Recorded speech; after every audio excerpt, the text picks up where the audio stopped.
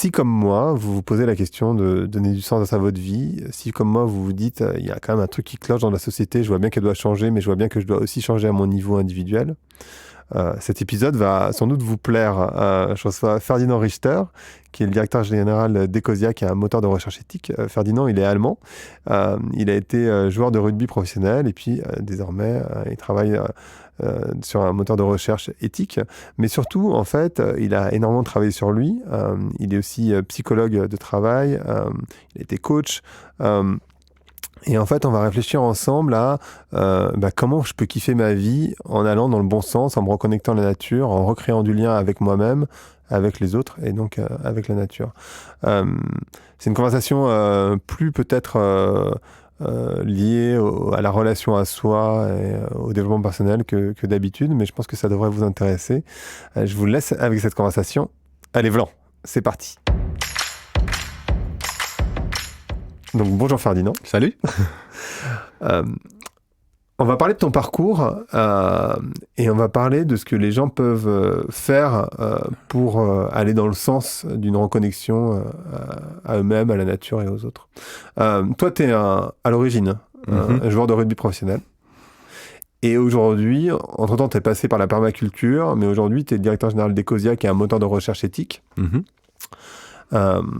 C'est intéressant d'avoir fait ce mouvement, je trouve, du très physique après à la terre, puis au numérique, qui n'est pas un chemin très droit, on va dire, a priori. La question qu'on me pose, moi, tout le temps, effectivement, c'est qu'est-ce que je peux faire pour aller dans le sens de l'écologie. Donc je trie mes déchets, j'essaye de moins prendre la voiture, je prends mon vélo, je compense mes vols en plantant des arbres via des services XY. Je sais pas trop si ça marche, mais en fait, en tout cas, je le fais. C'est quoi les conseils que tu donnerais aux personnes qui se disent... et puis il y a aussi cette question... oui, non, mais j'adore la nature. Moi aussi, je voudrais bien changer de métier, mais j'ai un niveau de vie, tu comprends, j'ai des enfants, j'ai un appartement à Paris, ça coûte cher, machin. Enfin, toutes ces discussions que tout le monde a dans sa tête, plus ou moins, qui ont une conscience écologique. Mais je crois que la conscience écologique, elle est bien là maintenant. Elle n'est pas forcément dans les faits, mais elle est là énergétiquement au moins. Qu'est-ce que tu as envie de dire à ces personnes qui ont envie de faire un pas, mais qui ne savent pas par quel bout le prendre ? Ouais. Je crois qu'il y a plein de pas à faire. Voilà. Et ceux qui ont déjà fait un premier pas, et souvent il y a plein de gens qui ont fait un premier pas, je leur dirais faites un deuxième. Et là, que ce soit diminuer sa consommation de viande, essayer d'arrêter le plastique, il y a plein de choses qu'on sait maintenant déjà, qui sont, il faut juste s'y mettre. Donc ça peut être aussi simple. Et après, c'est aussi tout simplement s'informer, en apprendre plus. Voilà. Après, clairement, ce qui moi déclenchait en fait mon engagement écologique aujourd'hui, c'était que je me trouvais à un endroit dans ma vie où j'étais pas heureux. Voilà, c'est aussi bête que ça. Et quand t'es pas heureux quelque part, soit tu restes et tu essaies de te convaincre qu'au final t'es heureux. Et ça se passe quand même beaucoup.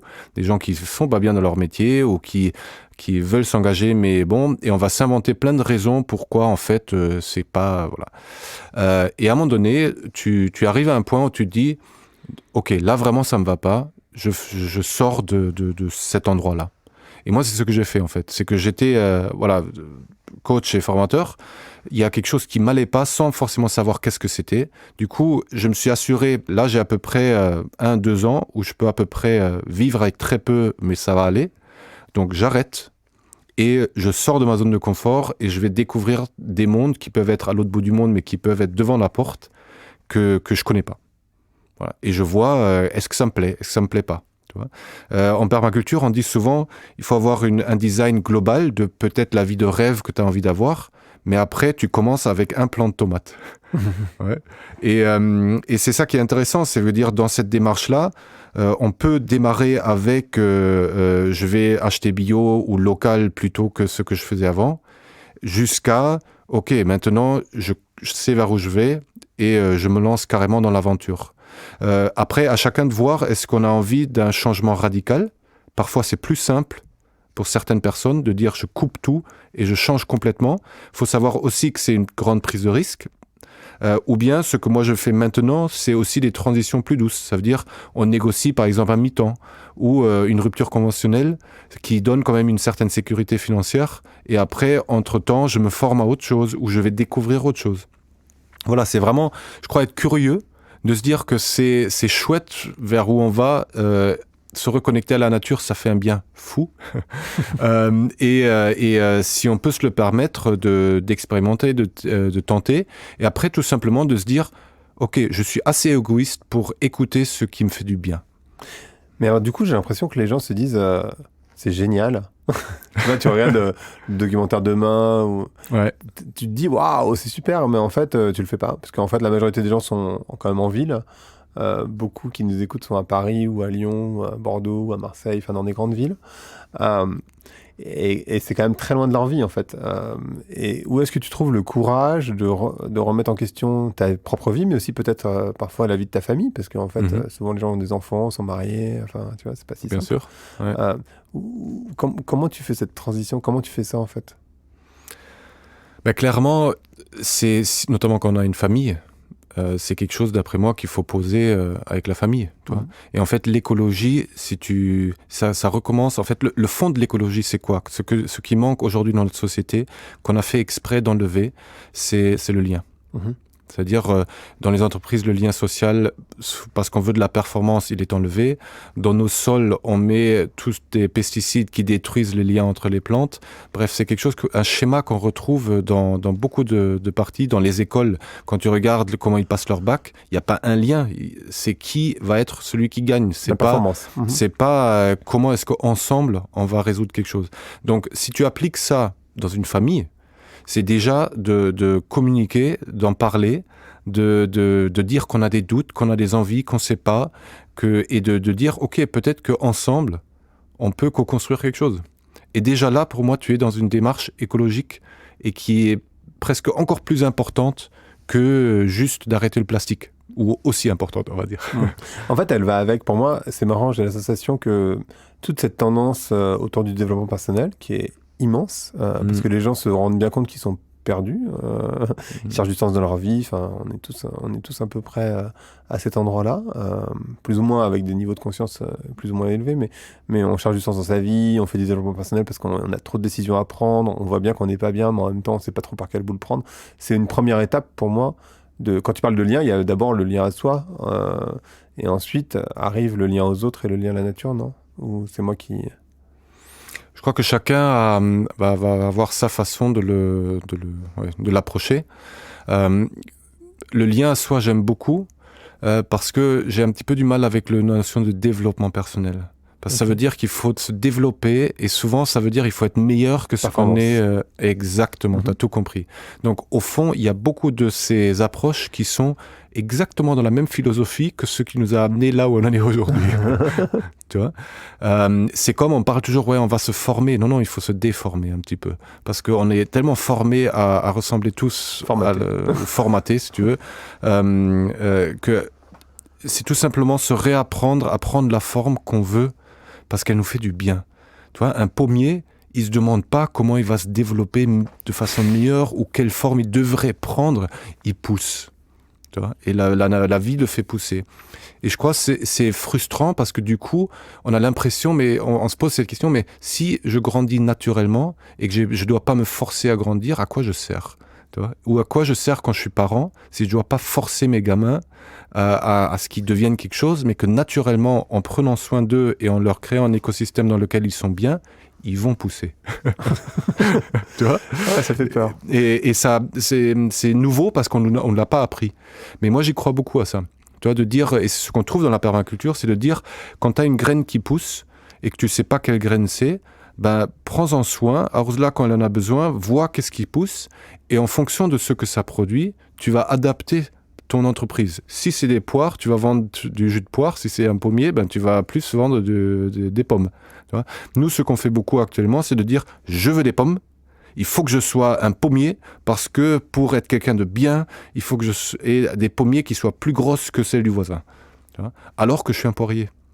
Putain, t'imagines le stress, toute ta vie, tu vas être malheureux, parce que tu vas courir derrière quelque chose que tu pourras jamais atteindre. Et tu parlais tout à l'heure avec l'argent, c'est exactement ça qui se passe. Tu vois. Et en fait, ce qu'il faut voir aussi, c'est que beaucoup de nos entreprises sont basées sur un modèle qui est malheureusement, qui crée des addictions, parce qu'on en profite en fait. Tant que toi, tu crois que tu dois être un pommier, et que moi, je suis le spécialiste des pommiers, je peux te vendre 10 000 programmes de développement personnel pour être un meilleur pommier. Alors que putain, t'es un poirier. Tu vois le truc ? Bien sûr. Ouais, et alors putain, tu vas me filer des thunes à plus en pouvoir. Tu vois. En fait, ce que tu critiques beaucoup, c'est la performance, en fait. Depuis tout à l'heure, non ? C'est que la performance. Tu vois, tu peux avoir un plaisir, et moi je l'ai eu le plaisir. J'ai ce côté où je vois un sommet, j'ai envie d'être en haut du sommet. C'est chouette. Ah oui, parce que tu es un sportif de haut niveau. Exactement. Donc il y a quelque chose de beau là-dedans. Mais pas que. Pas que. Tu vois. Moi, c'est marrant, j'ai tendance à opposer le bien vivre au bien-être. C'est-à-dire, en fait, j'ai l'association que la société dans laquelle on vit, c'est une société de bien vivre, c'est-à-dire une société où, effectivement, on vit bien. C'est-à-dire, on peut avoir de l'eau, on peut acheter un peu n'importe quoi quand on veut, on peut partir en voyage en un clic si on a l'argent, on peut faire plein de trucs. Tout le monde ne peut pas. Hein. Il y a 10 millions de personnes en France qui ne peuvent pas vraiment vivre de cette manière, mais il y en a quand même 55 autres millions qui peuvent. C'est marrant d'ailleurs, cette conversation, on parlait d'argent tout à l'heure, cet été où je disais aux gens avec qui j'étais, mais tu te rends pas compte que tu es déjà dans les 1% les plus riches de la planète. Les gens me disent, non, pas n'importe quoi. Enfin, les 1% les plus riches, regarde, c'est les gens qui sont sur les yachts. Je dis, non, c'est toi en fait. Et du coup, pour leur prouver, j'étais cherché en ligne. Et le chiffre exact, pour savoir si on est dans les 1% les plus riches de la planète, il faut gagner 29 000 euros par an. Voilà. 29 000 euros par an, vous êtes dans les 1% les plus riches. Et parce que l'argent, c'est qu'une histoire de comparaison. Donc, naturellement, en fait, on n'est jamais vraiment riche. Il y a un bouquin, un psychologue américain qui a écrit un bouquin sur pourquoi on ne se sent jamais riche. Tout simplement parce qu'en fait, on se compare toujours à celui qui est le plus riche. Donc, naturellement, c'est une sorte de course infinie qui ne mène nulle part. Hein. Quand on connaît un certain nombre de gens qui ont de l'argent, on se rend bien compte que ça mène pas à grand chose. Mais ça, c'est une autre ça facilite certaines choses. Mais après, ça facilite des choses. Voilà, quand même ça, il faut pas le nier qu'il y a des personnes, notamment en France, qui ont pas les moyens d'eux, et clairement, l'argent pourrait être une solution pour faciliter quand même certaines choses. Donc, ça, bien sûr, pas, bien sûr. Je crois que c'est... Ouais. Non, mais ça, évidemment, il y a un niveau en deçà duquel, et en général, on le place au niveau moyen du revenu du pays, du 10 pays, en dessous duquel, effectivement, tu peux pas manger, tu peux pas te nourrir, tu peux pas te loger. Mais tu sais, c'est pas un hasard pourquoi on part beaucoup en voyage dans des pays plus pauvres, et on a l'impression qu'ils sont beaucoup plus heureux. Et toi, et c'est très bizarre parce on doit aller dans certains pays comme ça où tu as des gamins qui sourient alors qu'ils ont rien, et ça ressource beaucoup de gens. Mais il y a un paradoxe terrible là-dedans. Mais d'ailleurs, il y a une étude qui a été faite, et pas mal d'ailleurs, qui sont intéressantes, c'est que tu te rends compte que tu peux pas vraiment comparer le bonheur, c'est très difficile de comparer le bonheur. Par contre, ce que tu peux comparer, c'est le nombre de maladies mentales et le nombre de suicides. Et en fait, de manière assez étonnante, tu te rends compte que dans les pays pauvres, il y a beaucoup moins de suicides et beaucoup moins de maladies mentales que dans les pays riches. Donc, effectivement, il y a une vraie question à se poser sur le modèle de société qu'on nous vend. Mais moi, j'ai l'impression que ce modèle de société, de toute façon, il est un peu en train de s'effondrer. Ça bouge. Ça bouge. En tout cas, c'est le chemin vers lequel on va.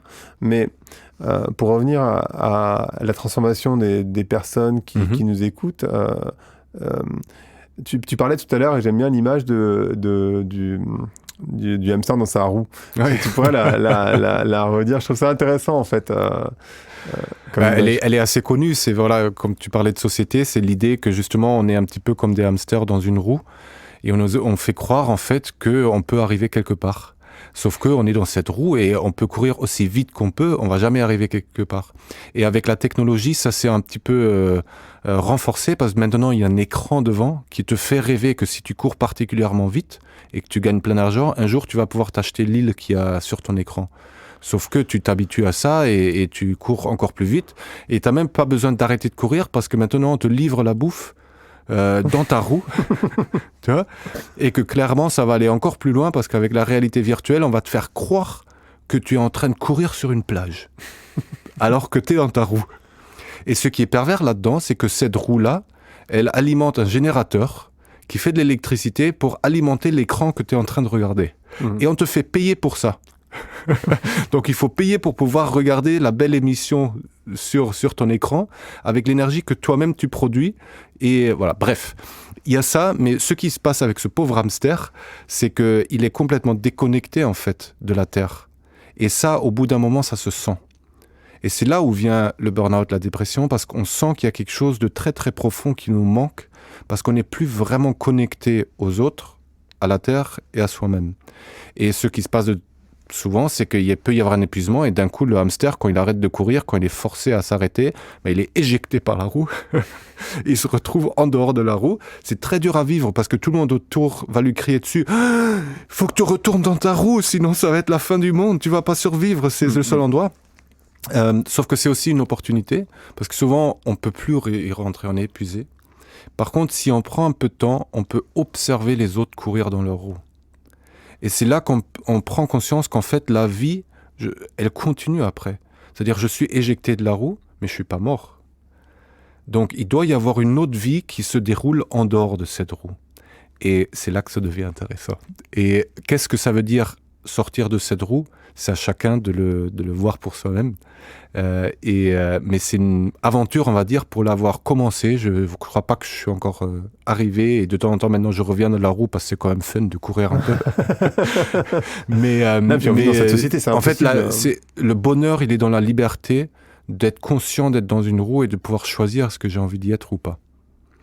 C'est marrant ce que tu dis, ça me rappelle une histoire que j'ai lue de Richard Bach, l'auteur, dans un bouquin qui s'appelle Le Messie récalcitrant. Mm-hmm. Et au début du bouquin, donc, il prend l'exemple de petites... et j'aime bien cette idée, cette image. Il prend l'exemple de petites bestioles qui sont dans une rivière, elles sont toutes accrochées à un rocher. Et il y en a une qui dit « mais j'en ai marre d'être accroché à ce rocher, il y a du courant, c'est pas agréable. » Et les autres lui disent « mais t'es fou, si tu lâches le rocher, tu vas te faire exploser par les rochers derrière, parce qu'en fait, avec le courant, tu vas te faire exploser, quoi. » Il fait « oui, mais j'en ai marre. » Et donc, à un moment donné, il lâche le rocher. Et les gens se disent... Et donc, évidemment, il se fait exploser par les rochers derrière, ce qui est assez naturel. Et puis, très naturellement, en fait, il remonte au niveau de la surface de l'eau, ce qui est logique, et du coup, tous les autres le regardent comme un dieu. D'accord. Et j'aime beaucoup l'image parce que, effectivement, il y a un peu de ça, et souvent, je crois que, et moi y compris, je me mets surtout pas à l'extérieur de ça, on regarde effectivement ceux qui ont réussi à lâcher en disant waouh, c'est génial. Et en même temps, on n'y arrive pas. Parce qu'on n'a pas le courage, ou on ne sait pas comment faire. Alors, est-ce qu'il faut absolument avoir un burn-out ou une sorte de crise forte, peut-être la mort d'un proche, ou pour pouvoir relever la tête et se rendre compte qu'en fait, on court nulle part. Enfin, je pense que ça, c'est un des grands mensonges, c'est de se rendre compte qu'en fait, tu cours, mais en fait, tu cours, il n'y a rien derrière. Il n'y a rien au bout, il n'y a pas de fil d'arrivée, quoi. C'est quoi est-ce que tu penses qu'on a besoin d'aller jusqu'à cette sorte de petite mort, on va dire, ou est-ce que tu peux y arriver sans avoir besoin de passer par cette étape un peu désagréable? Alors, encore une fois, il y a deux choses, parce qu'il y a l'étape désagréable qui, d'après moi, il y a une part de ton identité, tout ce que tu croyais être vrai, toutes tes croyances, qui s'effondrent. Et ça, c'est rarement agréable. Voilà, c'est un deuil à vivre. Tu vois, c'est tout simplement que l'être humain, on s'attache aux choses et que c'est comme quand tu as un projet qui se termine, tu as un certain temps où tu es un peu triste parce que le projet il s'arrête et c'est normal, tu vois. Et c'est plus se dire c'est OK, tu as le droit de pleurer, tu as le droit de chialer un bon coup et de dire ah mince, c'est fini, quoi. Et tu vois, c'est plus s'autoriser ça dans notre société qui est important. Après, est-ce que tu as besoin d'un truc violent ou pas? Je crois que ça dépend de chacun. Il y a des personnes qui vont regarder un épisode sur Netflix sur la beauté de la Terre et qui vont avoir un déclic terrible qui les touche au plus profond de leur être dans chacune de leurs cellules et disent « c'est tellement beau, faut qu'on le préserve ». Tu vois ? Et qui du jour au lendemain quitte tout et s'engage pour la protection de je sais pas quel et quitte Netflix aussi parce que la vie en streaming on peut se parler le streaming pour le coup l'impact il est quand même assez conséquent. Et encore je suis heureux que Netflix s'autorise à mettre des contenus par moment qui permettent ce genre d'éveil, tu vois, donc ça c'est chouette. Porno, c'est encore pire, parce que le porno, il consomme beaucoup d'énergie dans le monde. C'est incroyable. Bref, revenons à nos moutons. Et ça veut dire, c'est juste faire confiance que quand on est prêt, ça va se passer. Plus on refuse parce qu'on a peur d'éclore, plus après le choc risque d'être dur. C'est-à-dire, moi je compare ça un petit peu aussi à un poussin qui doit éclore de son œuf. Tu vois, naturellement, à un moment donné, ça va être serré dans son œuf. Et si tout se passe bien, lentement, il va craqueler, il va avoir une toute petite ouverture, il va se dire oh, « c'est quoi cette lumière qui rentre ?» Mais du coup, il va s'habituer à la lumière et lentement, il va enlever, il va dire « Ah, en fait, il y a quelque chose dehors. » Cool. Tu vois. Nous, ce qu'on fait de temps en temps, c'est qu'on sent que ça devient serré, mais en même temps, on a l'habitude d'être dans cet environnement parce qu'on a exploré cet œuf de l'intérieur. Et par peur de découvrir ce qu'il y a en dehors, on va bétonner le mur en béton armé, et on va reconstruire des trucs autour. Et en fait, tu es dans cet œuf et tu peux faire rien d'autre que d'en sortir parce que tu grandis. Et si tu as bétonné le truc, ben, quand ça pète vraiment. Voilà. Et je dis toujours, le mieux qu'on puisse faire, c'est que aussi les personnes qui ont déjà vécu certaines choses comme ça, c'est s'il y a quelqu'un où on sent qu'il a besoin de faire péter un truc de façon violente, d'être là pour accompagner. La seule crainte que j'ai, que ça arrive avec des personnes qui ont beaucoup de pouvoir et aussi un pouvoir de destruction. Ça m'inquiète un petit peu. C'est-à-dire certaines personnes au pouvoir politique qui ont, avec certains boutons, qui peuvent faire beaucoup de mal. Si là ça pète ou qu'ils essayent, là c'est des choses qui m'inquiètent un peu plus. Mais voilà, bref, je crois que si on intègre plus ce fameux cycle de il y a quelque chose qui est né, il y a quelque chose qui disparaît, et d'accepter le deuil, de pas voir le côté négatif des émotions, de voir la beauté de la sensibilité, la beauté notamment chez les hommes, des hommes qui pleurent et qui parlent honnêtement d'un sujet qui les touche, c'est magnifique.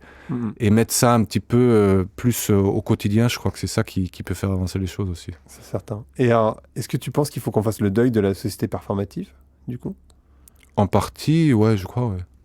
Parce que je pense que c'est un peu ça, il y a une sorte de mythe autour de la performance et de l'optimisation de tout, que moi j'essaye de rejeter au maximum, mais en même temps je suis dedans, donc... Optimisation et simplification de la vie, notamment. C'est tellement... En fait, c'est normal qu'on le fasse parce que c'est tellement complexe. Quand on s'y intéresse vraiment à ce qui se passe dans la nature, on n'y pige rien, ou 1% de ce qui est vraiment en train de se passer. Tu vois. Et du coup, on simplifie. Du coup, tout est réduit à certains facteurs. Et c'est de ça que je crois qu'il est important de faire le deuil et d'accepter qu'on ne sait pas, d'accepter qu'on puisse ressentir des choses désagréables comme le vide, voire des émotions désagréables, pour accepter cette complexité-là et prendre notre place juste, qui est à la fois quelque chose de super magnifique, important, et à la fois on est une petite graine dans l'univers, et que peut-être si demain tout s'arrête, tout le reste de l'univers, il en a rien à foutre, il va continuer. Oui, la planète va pas s'effondrer. Voilà. Donc, la planète va pas s'effondrer, l'humanité potentiellement peut s'effondrer. Moi, je crois que, c'est mon point de vue, mais peut-être que je me trompe, je crois que c'est le système dans lequel on est qui va s'effondrer. Pas forcément l'humanité, je pense qu'on peut essayer de s'épargner ça. Si on traîne, il va y avoir une partie de l'humanité qui va s'effondrer, malheureusement. Alors, de manière très égocentrique, on peut se dire en tant qu'occidentaux que ça sera sans doute pas en Europe que ça va s'effondrer, donc c'est pas là où il y aura des millions de morts au début, a priori. Mais tant qu'à faire, on peut aussi éviter qu'il y ait des millions de morts tout court. Il y a Sarkozy qui a dit au MEDEF là, cet été que le problème il n'était pas écologique, il était démographique, parce qu'en fait on avait fait grossir la population de manière monumentale en quelques décennies, en fait, très rapidement. Et je crois qu'il disait que quand il était né, il y avait 3 milliards de personnes et qu'en 2050 on est prévu à être à 10 milliards. Je suis pas sûr qu'on arrivera à ce moment-là, mais en tout cas c'est dans les projections. Si on peut s'épargner la mort de X millions, dizaines de millions, centaines de millions de personnes, ça serait pas mal. Moi, ce que je crois, c'est que ce système-là va s'effondrer. Et peut-être que c'est ce qui fait peur aussi aux gens et que du coup, ils préfèrent rester dans le système dans lequel ils sont. Mais j'ai l'impression il y a plein de gens qui ont envie peut-être pas d'en sortir dans l'absolu, parce qu'ils se rendent pas forcément compte, mais en tout cas, de faire quelque chose dans ce sens-là, non ? Je crois. Je suis d'accord, parce que il y a beaucoup de gens, je crois, qui commencent à sentir qu'on n'a pas le choix. C'est-à-dire que y a pas le choix de changer quelque chose. Et on ne sait pas toujours quoi. C'est pour ça qu'on hésite. Et que le fait de ne pas savoir nous met dans une forme d'inquiétude où on dit « mais il faut que je sois dans l'action, il faut que je fasse quelque chose, qu'est-ce que je peux faire ?» Mais rien faire Et déjà ralentir et observer et se poser les bonnes questions avant d'agir, c'est déjà faire beaucoup en fait. Parce qu'on est dans cette logique de faire avant de réfléchir.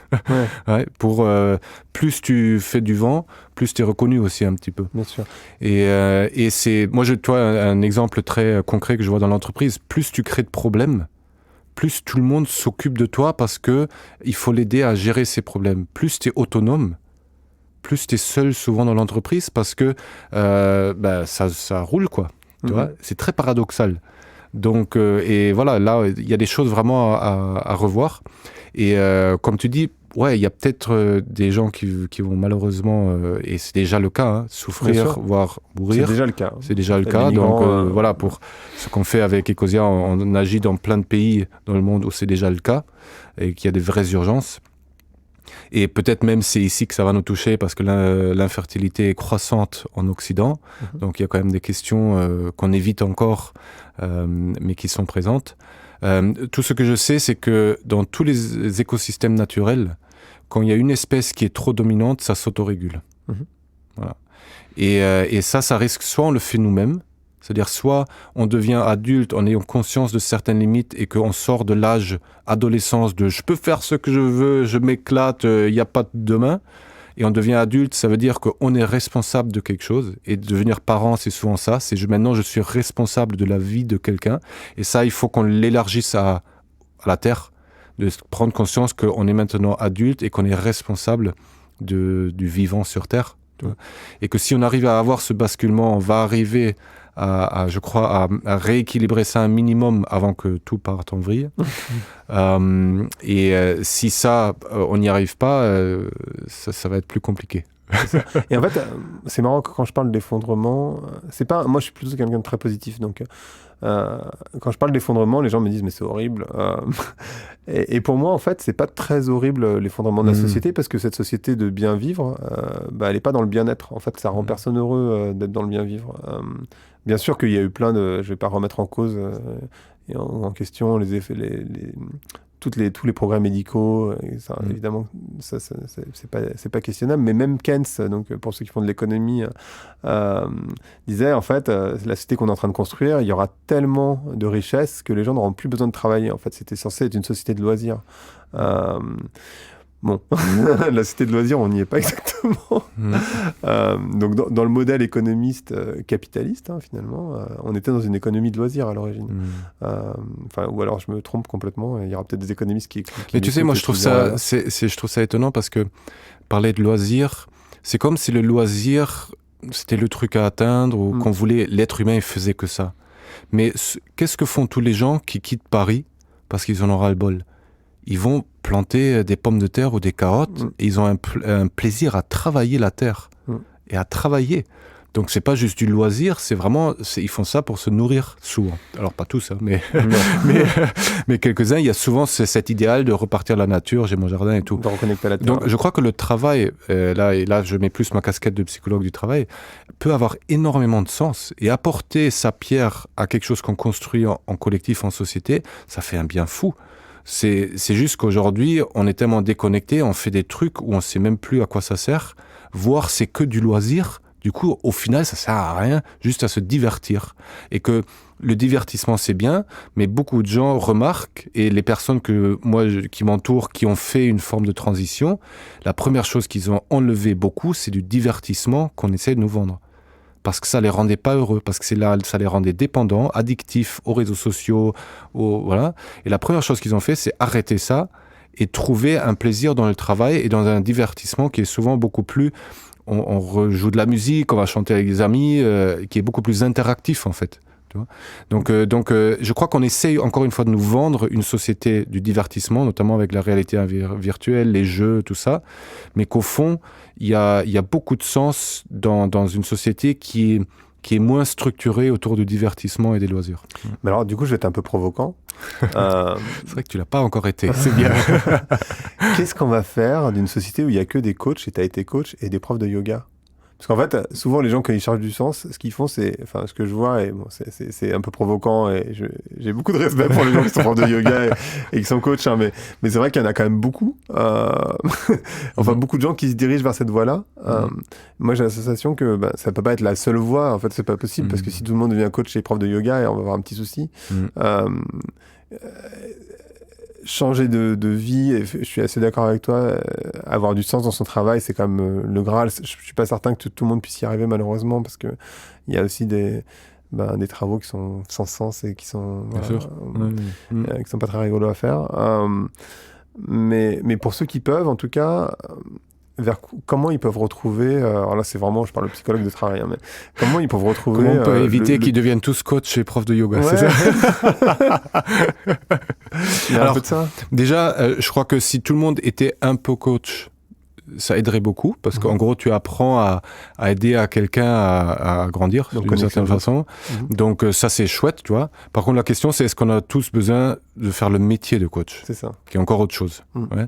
Et clairement, moi, je dirais qu'aujourd'hui, on a plus besoin de revenir à la terre et dans la production locale d'aliments. Voilà, ça peut être des écolieux, des fermes, tout ça. Donc je crois que ça, il faut le remettre à la mode un petit peu. Et ça peut être très très fun, notamment en restant connecté aux autres grâce à Internet. Parce qu'avant, moi je l'ai testé, c'était quand même moins fun. Quand tu es tout seul dans ta ferme en hiver et que tu n'as pas Internet, franchement... faut le vouloir. Voilà, tu sais bien la méditation, mais pendant 3 mois, voilà, c'est pas fait pour tout le monde. Mais clairement, avec la technologie, il y a quand même ça. Et je crois qu'on peut être très connecté. Et ça peut être ce côté très un peu spirituel, tu vois, très connecté et à la fois être les mains dans la terre. Et on a besoin des deux. Tu vois. Et c'est aussi, je suis persuadé que plus les personnes s'autorisent à vraiment prendre conscience de ce qui est important pour eux, peut-être que pendant un certain temps, ils vont être coach, parce que aussi souvent, quand tu aides l'autre, tu t'aides toi-même. Bien sûr. Voilà.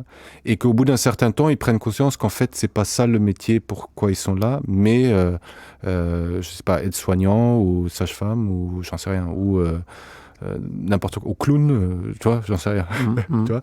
Et je suis même persuadé qu'il y aura beaucoup, beaucoup de métiers qu'on considère pas encore comme des métiers, mais quelqu'un qui adore parler de, je sais pas, de trucs de tapis, tu vois, qu'il n'a pas besoin d'être vendeur de tapis, il peut avoir un blog où il parle de tapis, et il peut vivre du fait de parler de tapis, tu vois, et c'est en train de venir, c'est-à-dire on est en train d'avoir plein de métiers qui apparaissent, qui sont liés par rapport à quelque chose où quelqu'un est passionné par un truc qui n'avait aucun sens avant, mais maintenant il l'a. Et du coup, on va créer une société qui est beaucoup plus riche, beaucoup plus colorée que juste les quelques métiers qu'on a décidé qui doivent être payés. Tu vois. Et moi, j'ai l'impression, et ça rejoint beaucoup la transition d'une monoculture à un jardin en permaculture. En monoculture, tu décides, il y a tel métier qui doivent pousser pour faire tourner la société. Et dans un jardin en permaculture, tu vas voir des choses que tu vas semer, des choses que tu veux planter, des choses qui vont pousser, tu n'as même pas prévu. Et ça va faire un grand bordel. Et tu vas essayer que tout le monde trouve un peu sa place. Ça ne veut pas dire qu'il n'y a pas de concurrence ou pas de... Voilà, c'est aussi... dans la vie, tu as aussi ça. Mais beaucoup plus riche et beaucoup plus inspirant et beaucoup plus connecté à la terre.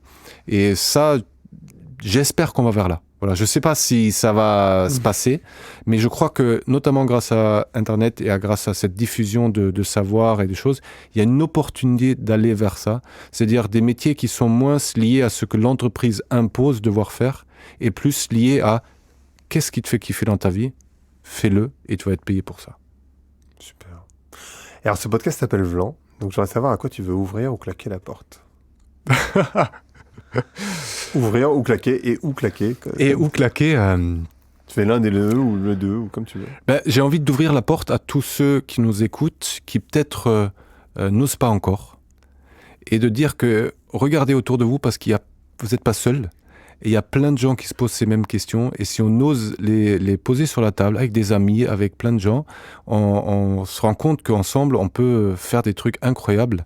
Et peut-être aussi d'ouvrir la porte à soi-même. Parce que si j'ai bien appris une chose aussi dans ma carrière, que ce soit même sportive, moi j'ai démarré à jouer au rugby à Hambourg, en Allemagne, dans un tout petit club où le rugby en Allemagne, c'est pas le sport national. Et j'avais ce rêve d'aller jouer au Stade Toulousain. Donc, c'était pas en équipe 1, mais en espoir, mais c'est déjà incroyable. Et tout simplement parce que voilà, je sentais que c'était juste, j'y suis arrivé.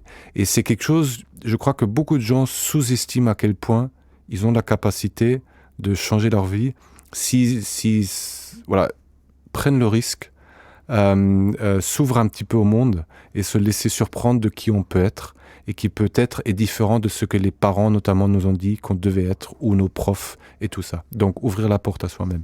Super. Merci beaucoup Ferdinand. Merci à toi. Merci d'avoir écouté Vlan. Si vous avez aimé l'émission, vous pouvez le dire avec des étoiles, 5 de préférence sur iTunes, et le partager avec vos amis ou vos collègues. Je suis Grégory Pouy, vous pouvez me retrouver sur Twitter et LinkedIn sous le pseudo Greg from Paris. N'hésitez pas à me remonter vos remarques, vos questions, mais aussi les invités que vous aimeriez entendre.